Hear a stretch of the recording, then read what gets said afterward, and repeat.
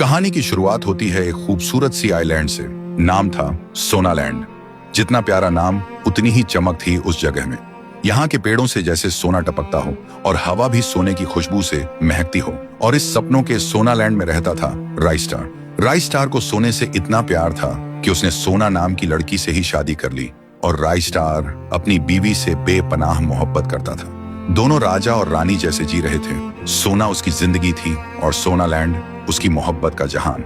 एक दिन दोनों टीवी देख रहे होते हैं, तभी राइस्टार की वाइफ के फोन पे मम्मी का कॉल आता है और बोलता है, बेटा जल्दी आजा, मेरी तबीयत बहुत खराब है, कहीं ऐसा ना हो कि तू मुझे जिंदा ना देख पाए। वाइफ घबरा जाती है और बोलती है, राइस्टार प्लीज मुझे एयरपोर्ट छोड़ो, अभी मम्मी के पास जाना पड़ेगा। राइस्टार बोलता है, चलो, और दोनों निकल जाते हैं। और एयरपोर्ट पहुंचते ही राइस्टार अपनी वाइफ से बोलता है, अच्छे से जाना, मैं सोनालैंड को अकेला नहीं छोड़ सकता। उनकी वाइफ बोलती है, ठीक है, लेकिन तुम भी अपना ख्याल रखना, मैं जल्दी वापस आ जाऊंगी। सब कुछ सही चल रहा था, लेकिन किस्मत को तो कुछ और ही मंजूर था। उधर दुनिया का दूसरा सबसे अमीर आदमी, नाम था व्हाइट 444, लेकिन वो अमीर बना था लोगों के खून से। एक दरिंदा जो अमीरों को लूटता, जमीन छीन लेता और उनके सपनों को राख बना देता।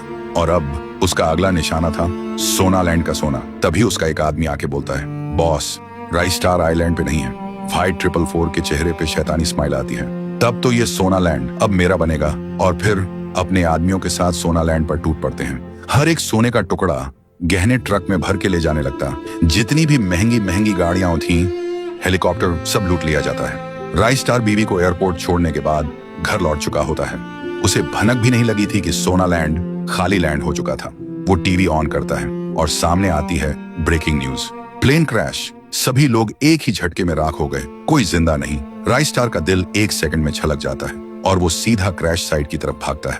वो क्रैश साइट पे पहुंचता है, सब कुछ जला हुआ, सब कुछ खत्म, एक भी इंसान जिंदा नहीं था, सब राख बन चुका था। राइस्टार टूट जाता है, जोर जोर से चीख कर रोता है, जैसे उसकी दुनिया उसी राख के साथ जल गई हो। फिर थका हारा, आंखों में आंसुओं का समुंदर लिए राइस्टार वापस लौटने लगता है। रास्ते में कुछ लोग प्लेन क्रैश की बातें कर रहे होते हैं। वो चुपचाप पीछे खड़ा होता है, लेकिन तभी एक आदमी कुछ ऐसा कह जाता है जो राइस्टार के होश उड़ा देता है। उसका दिल एक बार फिर से थम जाता है और आंखों के सामने अंधेरा छा जाता है। तो दोस्तों, आखिर ऐसी कौन सी बात थी जो राइस्टार की टूटी हुई दुनिया को और भी चूरा चूरा कर गई? दूसरा हिस्सा चाहिए तो कमेंट्स में आग लगा दो।